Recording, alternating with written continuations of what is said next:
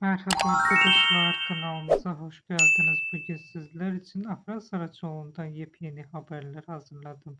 Afra Saraçoğlu son günlerde hem kariyeri hem de özel hayatıyla magazin gündeminin en çok konuşulan isimlerinden biri olmaya devam ediyor.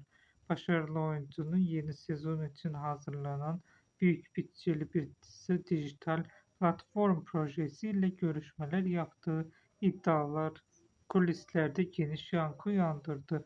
Özellikle son dönemde uluslararası markalarla yaptığı işbirlikleri ve moda dünyasındaki yükselişi onun kariyerini yalnızca oyunculukla sınırlı bırakmadığını gösteriyor.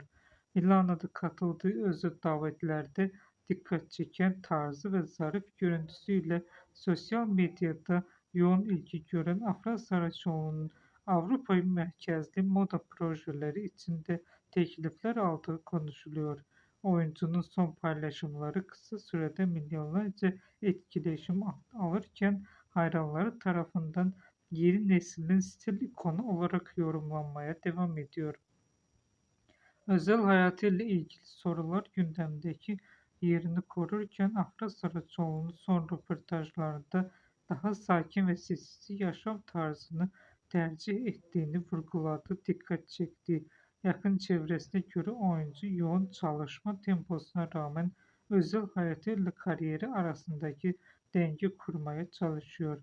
Öte yandan sektör kulislerinde Saraçoğlu'nun yeni dönemde daha dramatik ve güçlü bir karakterle ekranlara dönmek istediği konuşuluyor. Hayranları ise oyuncunun hangi projeyle geri dönüş yapacağını şimdiden büyük merakla bekliyor.